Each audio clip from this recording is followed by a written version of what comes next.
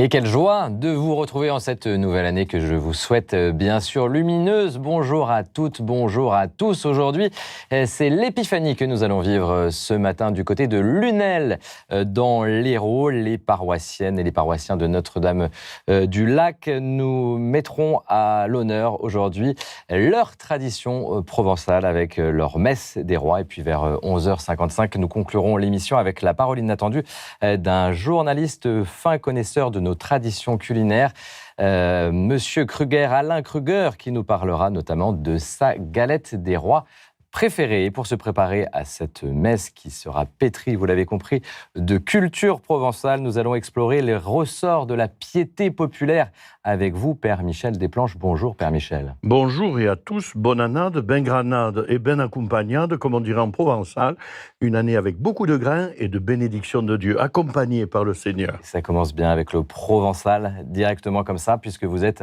un enfant de la Provence. Le recteur aujourd'hui de ce sanctuaire Notre-Dame du Lot, c'est dans les Hautes-Alpes. Et les Hautes-Alpes, ça fait encore partie de la Provence. C'est immense, la Provence, en fait. Et c'est très grand, il ne faut pas croire.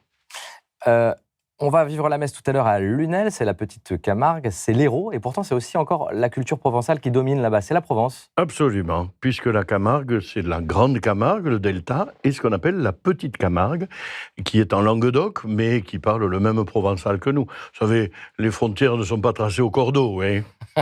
Et cette culture provençale rayonne encore, c'est ce qu'on va voir aujourd'hui avant de vivre la messe. Et tout de suite, on va voir que ce folklore aussi, ces traditions régionales, culturelles, eh bien, c'est un véritable enjeu pour l'Église d'aujourd'hui. Décryptage avec Claire Derviel. Santon de Provence, crèche vivante ou encore couronne de l'Avent, tous les ans, la période de Noël revient et avec elle, ces traditions chrétiennes restées très vivaces. Au-delà du folklore, ces objets et ces rites sont des expressions de piété populaire. Un moyen pour certains d'exprimer leur foi de façon concrète, pour d'autres, d'entrer en contact avec quelque chose qui les dépasse sans bien savoir de quoi il s'agit. Il n'y a plus de code aujourd'hui. La nouvelle génération n'a jamais entendu parler de la foi chrétienne, donc ils sont complètement paumés. Quand ils vont à une messe, ils se demandent où ils tombent. Par contre, aller mettre une bougie devant la Sainte Vierge, c'est presque instinctif. Il n'y a pas besoin d'avoir d'explication. Et donc, c'est vraiment quelque chose de très... La piété populaire, c'est une chance dans le sens où elle permet à beaucoup de gens de pousser une porte. Il faut qu'on soit derrière la porte.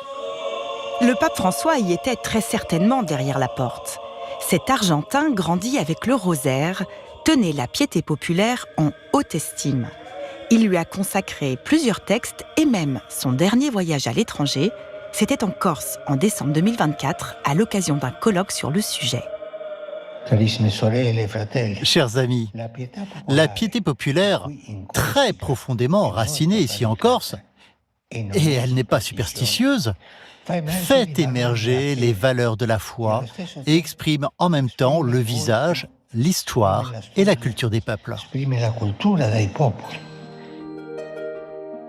Procession, prière de guérison, médaille miraculeuse ou dévotion aux saints, un temps méprisé par les tenants d'une foi plus intellectualisée, la piété populaire revient en force ces derniers temps. Il faut dire qu'elle colle bien à notre époque. À l'heure du distanciel et du sans contact, elle est vivante, incarnée. Elle offre un lien individualisé avec le divin. Et puis, loin des dogmes, chacun peut l'adapter à sa culture et sa réalité. Mais comment éviter de basculer dans le folklore, voire dans la superstition ? Il faut rappeler le sens des choses. Si je fais une danse parce que je suis habité de la conviction que par cette danse ou par ce chant, il y a quelque chose de ma relation avec Dieu qui est alimenté, alors je suis dans la piété populaire. Si je le fais pour le spectacle, je suis dans le folklore. Et donc, investissons tous les lieux de folklore de nos communautés, les pardons en Bretagne, les processions pour avoir la pluie dans les villages, etc., en étant présents, en proposant la messe, en bénissant. Et en fait, les gens ne demandent que ça. Parce qu'en fait, ils sentent bien qu'il y a un désir profond qui peut s'exprimer là. Donc c'est pas une inquiétude, c'est un challenge. La piété populaire, à la fois chance et challenge pour l'Église, et c'est le thème de notre matinée. Oui, un thème que nous explorons ce matin avec le père Michel Provençal, de naissance et de cœur, avant de vivre la messe à Lunel, messe pendant laquelle les traditions provençales seront à l'honneur. Alors, en quoi pour vous la piété populaire est-elle un challenge, comme on vient de l'entendre dans cet excellent décryptage, en rappelant que vous êtes le curé d'un sanctuaire où la piété populaire est au cœur de la vie, du quotidien des pèlerins? En effet, un recteur de sanctuaire est toujours confronté à des demandes parfois un peu échevelées, mais en même temps très profondément enracinées. Ce dont je me rends compte, en fait, c'est qu'il y a une logique de l'incarnation à travers la piété populaire. On touche le rocher, on se lave avec l'eau, on se fait une onction avec l'huile du lot. Il y a un lien profond, incarné, avec la foi. Donc ça rejoint la foi chrétienne, le cœur de la foi chrétienne finalement. Absolument. La religion de l'incarnation. De Noël qui nous ramène à l'incarnation. C'est extrêmement important parce que c'est un lien avec une terre, avec une langue, avec un art de vivre. C'est un lieu théologique, comme le rappelait le pape François, la piété populaire, bien ce sûr. lien-là. Dieu se dit dans les humbles choses de la vie. Vous savez, quand je vais bénir des troupeaux de moutons qui partent en transhumance, des chevaux de Camargue ou des santons, c'est l'activité humaine qui est le lieu même de la présence du Seigneur. Le Seigneur est présent à toutes les petites choses de la vie, les choses simples et ordinaires. Et comment on fait la distinction peut-être entre justement le folklore, la superstition, la foi? Où est la frontière de tout cela?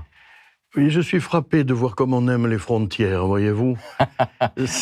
Alors que la Provence n'a pas de frontières, c'est ce que vous nous disiez avant le reportage. Bien entendu, les santons, on en envoie dans le monde entier, vous savez. Voilà. C'est vrai. Eh bien, on va en parler tout à l'heure, et on va les voir pendant la messe à Lunel. Il est bien certain que, si vous voulez, nous voulons toujours distinguer les choses. Il faut bien regarder en nous-mêmes. Nous sommes enfants de Dieu et en même temps, nous sommes de pauvres pécheurs.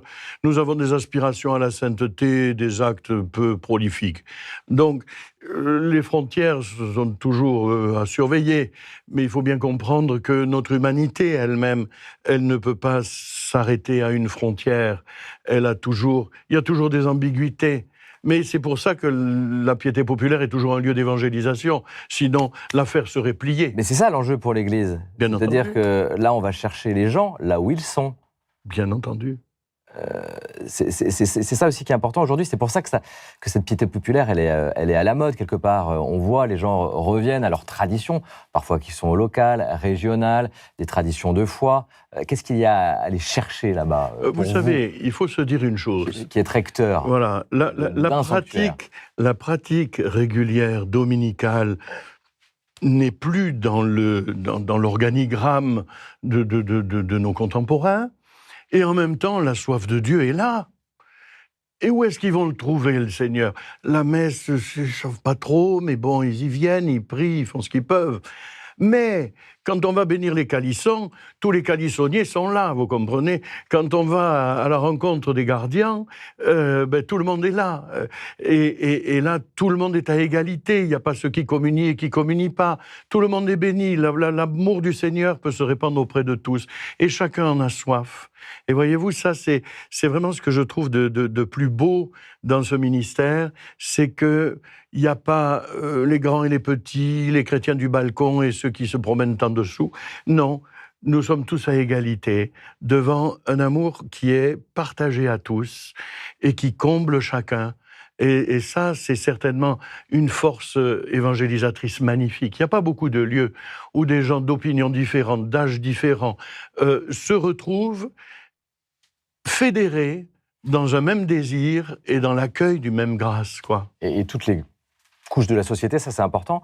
Vous avez apporté un objet de piété populaire et que je pense que beaucoup de personnes, quel que soit leur profil, leurs histoires, vont chercher chez vous à Notre-Dame-du-Lot. Montrez à la caméra, voilà, bien ce que c'est. Voilà. Ce que c'est. L'huile du lot, c'est un petit hameau dans les Alpes, à une demi-heure de Gap, où la Vierge est apparue pendant 54 ans à une bergère de la vallée. 54 ans d'apparition, les plus longues apparitions du monde, ça n'était pas au Mexique ou en Australie, c'est chez nous, en France, dans les Alpes, et à côté de Gap. En Provence. Et on y parle le provençal.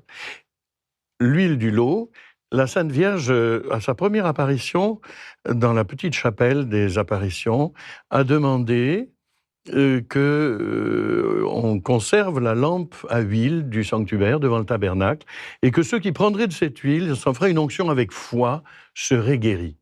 Cette huile du lot, nous en envoyons dans le monde entier. Et ça, on pourrait se dire que c'est de la superstition aussi, quelque part, quand on va chercher cette huile-là, non? Qu'est-ce que vous en pensez, Père Michel, réellement? Moi, je pense que vous êtes beaucoup parisien, hein. Mais peut-être. Voilà. Voyez-vous, ma première pensée, c'est Je celle-là. suis lyonnais, je ne suis pas parisien. Oui, mais enfin, vous savez, C'est la ville. c'est pareil, vous savez, M. Brun était du Nord. Donc, en fait, cette huile, qu'est-ce qu'elle nous dit? On est au XVIIe siècle quand les apparitions ont lieu, hein, et donc c'est le seul remède que l'on connaisse, comme du temps du bon samaritain. Eh bien, l'huile, c'est la douceur.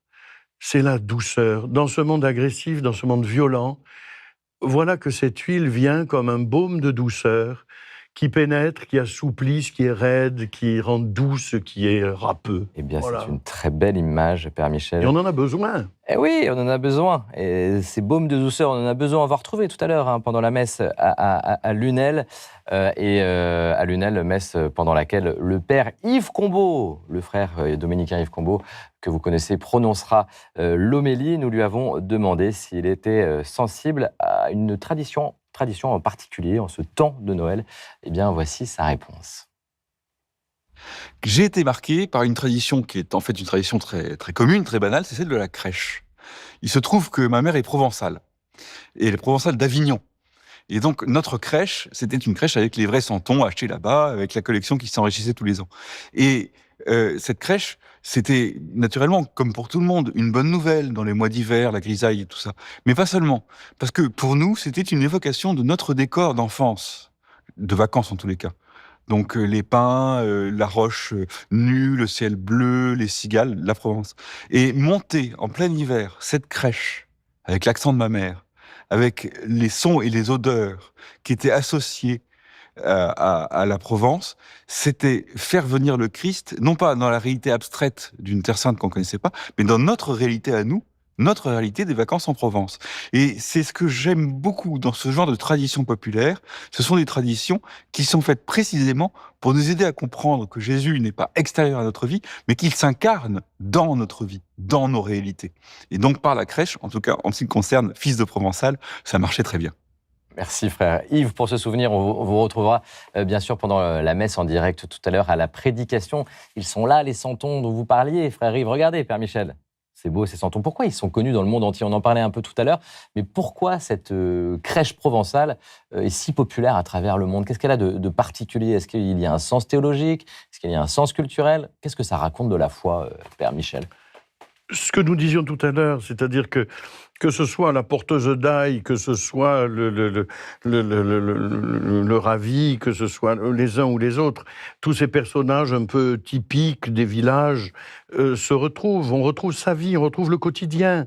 Voilà, le boulanger, le meunier, le chasseur. Et Dieu vient nous rejoindre là. Voilà, il nous rassemble. Béthélem est un village provençal. Dans ces petits Voilà. personnages, voilà. Béthélem est un village provençal. Et là, les habitants de Béthélem, comme on dit en Provence, eh bien, se retrouvent autour de l'enfant Jésus, qui est comme, comment dire, la lumière qui les attire au cœur de la nuit. C'est certainement un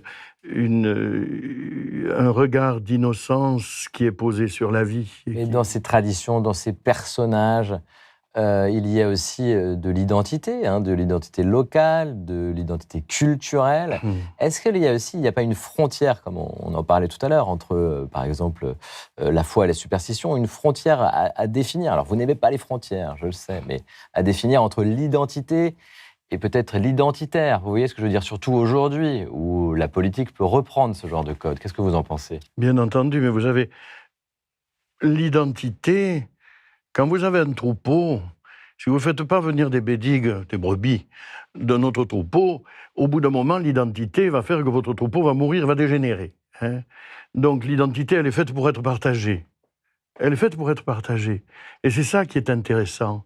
C'est que, dis-moi ce que tu vis et je te dirai ce que je vis. Et quand tout le monde s'habille dans les mêmes grandes marques dont nous tairons le nom, ou mange des hamburgers d'une même marque, on n'a plus rien à partager. Moi, je te Ça partage... uniformise. Mais bien sûr, la soupe au pistou, vous ne savez pas la faire, mais je vais vous l'apprendre. Voilà, vous m'apprendrez à faire les recettes lyonnaises. Mais voyez-vous... Les quenelles. Voilà, pourquoi pas. Et enfin, je préfère la soupe au pistou. Moi, je préfère les quenelles. Ceci pour dire que ce que nous partageons, c'est quelque chose de notre vie, de notre terre, de ce qu'on a reçu. Comme le disait très bien le frère Combeau tout à l'heure, vous avez l'odeur de la soupe au pistou à la fin de l'été, ça remplit la maison, maman fait ça, c'est un jour de joie, un jour de fête. D'ailleurs, quand on mange la soupe au pistou, on mange que de la soupe au pistou. Voilà, puis un petit dessert. Et c'est la vie, en tout cas, qui Et voilà. est là. Le félibrige, alors c'est un mot qu'on a découvert en préparant cette émission avec l'équipe. En tout cas, moi, je ne suis pas assez provençal pour savoir ce que c'était. C'est une association en fait provençale qui a été créée par le grand écrivain Frédéric Mistral. Mais ça a la valeur d'une institution en Provence. Vous en faites partie, il y a des membres de cette association. Vous en faites partie. Eh bien, il y a une académie littéraire. C'est quoi? C'est pour défendre, ou mettre en avant la culture dans toutes ses dimensions. Linguistique, bien sûr. D'abord, nous sommes très attachés à la maintenance de la langue. Frédéric Mistral en a fait l'œuvre de sa vie. Mais en même temps, ça peut être la danse, oui, la cuisine, ça peut être l'art de la conversation, ou la maintenance des traditions de notre terroir et la valorisation. En fait, la tradition, elle ne cesse de s'inventer, de se créer, vous voyez. Alors ça, c'est important. Et bien sûr. C'est pas figé. Mais non, nous venons de fêter les 100 ans de la Croix de Camargue. Comment on s'imagine que la Croix de Camargue, de toute éternité, mais pas du tout. C'est quoi la Croix de Camargue? Mais vous savez, vous avez la croix qui représente la foi, l'encre de l'espérance et le cœur de la charité. Eh bien, il y a 100 ans, un artiste allemand, Paul Herrmann, a dessiné la croix de Camargue pour le marquis de Broncelli, qui était à l'origine du renouveau du monde de la Camargue. Eh bien... Et comme quoi, en plus, l'Allemagne, à l'époque, on n'était pas forcément très copains avec, donc tout est possible. Mais tout est possible, tout se partage, voyez-vous, le chimiquement pur est une vision, scientiste. L'humain est tellement plus compliqué. Mais c'est là que ça se passe, dans les échanges, dans la création, dans la créativité. Et la tradition ne cesse de se réinventer. Et tout de suite, Père Michel, eh bien, je vous propose de prendre le chemin de la messe. Je vous le rappelle que ce matin, nous célébrons cette messe à Lunel, dans l'Hérault, à la découverte des traditions provençales. Les paroissiennes et les paroissiens nous attendent pour vivre leur messe des rois, une tradition provençale qui s'était perdue dans la ville, à Lunel, mais qui a été réintroduite par Adeline Martinez, une paroissienne. Vous allez le voir, pleine d'énergie. Regardez. Je suis Adeline Martinez, j'habite à Villetel, à côté de Lunel. Je suis présidente de 2 associations, dont l'École du Vidourle et la Chorale de Boisseron provençale. Donc ces 2 associations me permettent de dispenser la langue provençale, de faire perdurer toute notre culture. Bonjour à tutti. Tiens Louis, redis le premier toi. Frédéric Mistral est un grand poète provençal, mondialement connu. Donc c'est un auteur du 19e qui a créé le mouvement, donc le félibrige, qui a eu pour mission de faire rayonner la culture provençale et la littérature. Donc nous sommes là pour faire rayonner cette merveilleuse littérature qu'il nous a laissée. N'y a pas mens un pau d'esper mon bail. Voilà. C'est très important de faire perdurer notre langue. Il s'agit de toutes les langues meirénales, comme on dit chez nous, de nos mères, de nos ancêtres.